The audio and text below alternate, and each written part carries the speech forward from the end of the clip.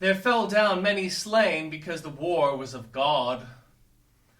Warrior fighting under the banner of the Lord Jesus, observe this verse with holy joy, for as it was in the days of old, so it is now.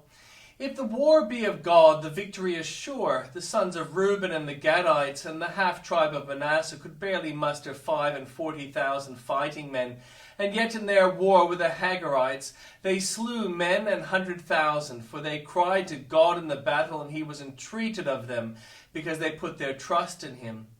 The Lord saveth not many nor few. It is ours to go forth in Jehovah's name, if we but a handful of men. For the Lord of hosts is with us for our captain. They did not neglect buckler and sword and bow, neither did they place their trust in these weapons.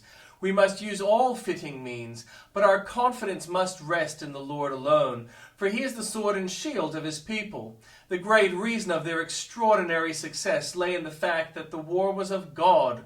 Beloved, in fighting with sin without and within, with error doctrinal or practical, with spiritual wickedness in high places or low places, with devils and the devil's allies, you are waging Jehovah's war, and unless he himself can be worsted, you need not fear defeat. Quail not before superior numbers, shrink not from difficulties or impossibilities. Flinch not at wounds or death, smite with the two-edged sword of the Spirit, and the slain shall lie in heaps. The battle is the Lord's, and he will deliver his enemies into our hands. With steadfast foot, strong hand, dauntless heart, and flaming zeal, rush to the conflict, with the hosts of evil shall fly like chaff before the gale.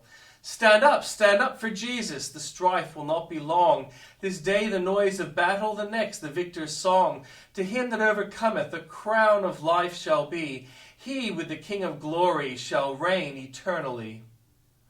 Thou shalt see now whether my word shall come to pass unto thee or not. God had made a positive promise to Moses that for the space of a whole month he would feed the vast host in the wilderness with flesh. Moses, being overtaken by a fit of unbelief, looks to the outward means and is at a loss to know how the promise can be fulfilled. He looked to the creature instead of the Creator. But doth the Creator expect the creature to fulfill his promise for him? No. He who makes the promise ever fulfills it by his own unaided omnipotence. If he speaks, it is done by himself. His promises do not depend for their fulfillment upon the cooperation of the puny strength of man. We can at once perceive the mistake which Moses made, and yet how commonly we do the same. God has promised to supply our needs, and we look to the creature to do what God has promised to do, and then, because we perceive the creature to be weak and feeble, we indulge in unbelief.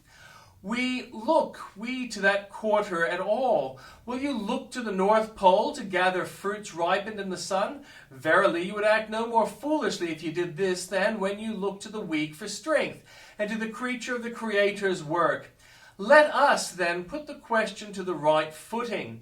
The ground of faith is not the sufficiency of the visible means of the performance of the promise, but the all-sufficiency of the invisible God, who will most surely do as he hath said, if after clearly seeing that the onus lies with the Lord and not with the creature, we dare to indulge in mistrust. The question of God comes home mightily to us. Has the Lord's hand waxed short? May it happen too in his mercy, that with this question there may flash upon our souls that blessed declaration, Thou shalt see now whether my word shall come to pass unto thee or not.